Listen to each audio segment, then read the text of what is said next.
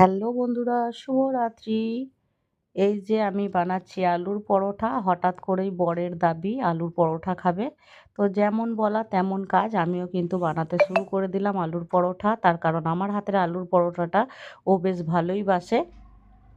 আমরা সাধারণত রাত্রেবেলায়ও ভাতই খাই।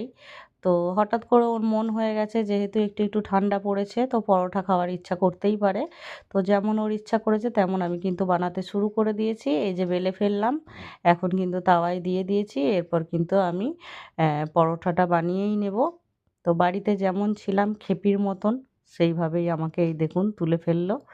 তো একদমই ভালো লাগছে না আমাকে আমি জানি।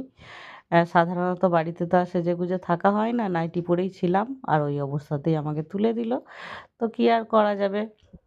এই যে এখন আপাতত পরোটাটার দিকেই ধ্যান দেওয়া হোক। তো আমি কিন্তু অলরেডি তাওয়া গরম করে ফেলেছি এবং পরোটাটাও পাল্টে ফেলেছি। এই দেখুন অনেকগুলো পরোটা কিন্তু আমি বানিয়ে ফেলেছি। আর এইদিকে কিন্তু কড়াইয়ে হচ্ছে চিকেন কষা। তো যাই হোক গরম, গরম চিকেন কষা আর পরোটা খেতে বেশ ভালোই লাগবে। সামান্য একটু জল দিয়েছি সিদ্ধ হওয়ার জন্য। তো আজকে আমাদের রাতের ডিনারে কিন্তু আলুর পরোটা আর চিকেন কষা। তো ভিডিওটা যদি ভালো লেগে থাকে তাহলে আপনারা কিন্তু লাইক, কমেন্ট এবং শেয়ার করতে ভুলবেন না। সবাইকে শুভরাত্রি। টাটা।